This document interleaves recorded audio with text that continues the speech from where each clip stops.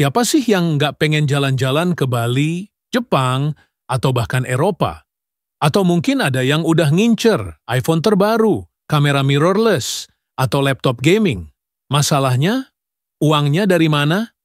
Nah, daripada cuman ngeluh, "Duh, nggak ada duit," kenapa nggak kita bikin strategi investasi kecil-kecilan selama setahun ke depan? Pertama, lo harus tahu dulu mau apa dan butuh berapa. Contoh kasus, lo pengen liburan ke Bali, butuh total 8 juta. Atau mau beli iPhone 16 Pro Max seharga 25 juta. Kalau udah ada angka, kita bisa hitung mundur. Misalnya targetnya 12 juta dalam 12 bulan. Berarti lo harus ngumpulin 1 juta per bulan. Tapi kalau targetnya 24 juta, berarti harus 2 juta per bulan. Kuncinya, realistis dengan kemampuan finansial lo. Kalau penghasilan lo 5 juta per bulan, jangan maksa nabung 3 juta, nanti malah ngos-ngosan. Tips: coba pakai rumus 20–30% dari penghasilan bulanan buat tujuan ini. Jadi kalau gaji lo 5 juta, minimal 1 juta lo masukin ke tabungan investasi, khusus target 1 tahun. Pisahkan rekening atau dompet digital. Penting banget, pisahin uang buat target ini. Jangan dicampur sama rekening harian.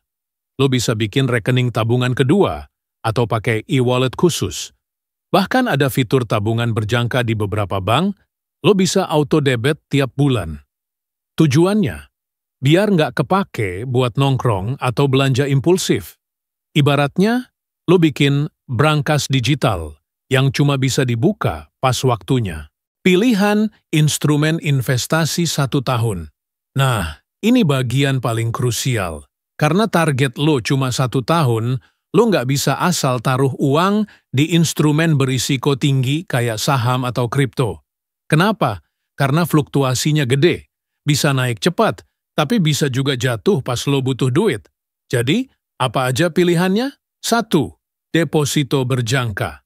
Aman banget, dijamin LPS. Bunga sekitar 4–5% per tahun. Cocok kalau lo super konservatif. Minusnya, likuiditas rendah, uang nggak bisa dicairin kapan aja. 2. Reksa dana pasar uang. Return lebih tinggi dibanding tabungan biasa, sekitar 4–6% per tahun. Bisa dicairkan kapan aja. Risiko minim, karena isinya deposito plus obligasi jangka pendek. Cocok buat tujuan 6–12 bulan. 3. ORI SBR, obligasi retail negara. Kalau kebetulan ada penawaran dari pemerintah, kupon sekitar 5–6% per tahun. Aman, dijamin negara. Tapi ada masa penahanan, jadi nggak selalu fleksibel. 4. Tabungan berjangka bank digital. Banyak bank digital sekarang kasih bunga 5–6%. Bisa auto debit tiap bulan. Aman, simple, cocok buat pemula. Jadi saran gue, kalau target lo fix 12 bulan, pilih reksa dana pasar uang untuk fleksibilitas. Atau tabungan berjangka digital, kalau lo butuh disiplin tinggi. Mari kita coba simulasi. Misalnya lo mau beli gadget seharga 12 juta.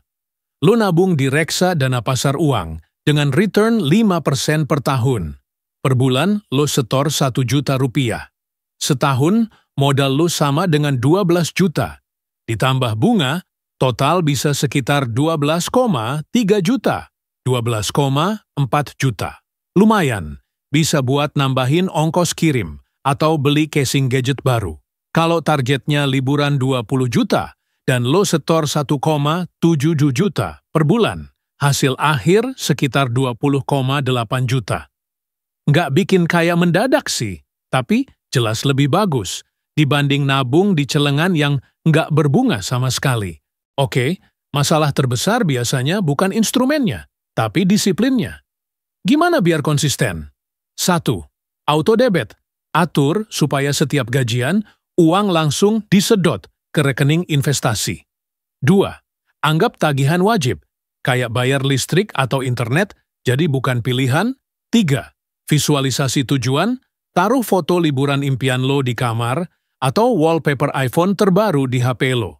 Jadi tiap kali males, ingat motivasi awal. 4. Bagi jadi milestone, setiap 3 bulan, cek progres. Kasih reward kecil ke diri lo kalau berhasil konsisten. Jadi, strategi investasi 1 tahun itu intinya simple. 1. Tentuin target nominal. 2. Pisahkan rekening. 3. Pilih instrumen rendah risiko kayak reksa dana pasar uang atau tabungan berjangka. 4. Konsisten 12 bulan penuh. Dengan cara ini, lo bisa liburan atau beli gadget tanpa harus ngutang.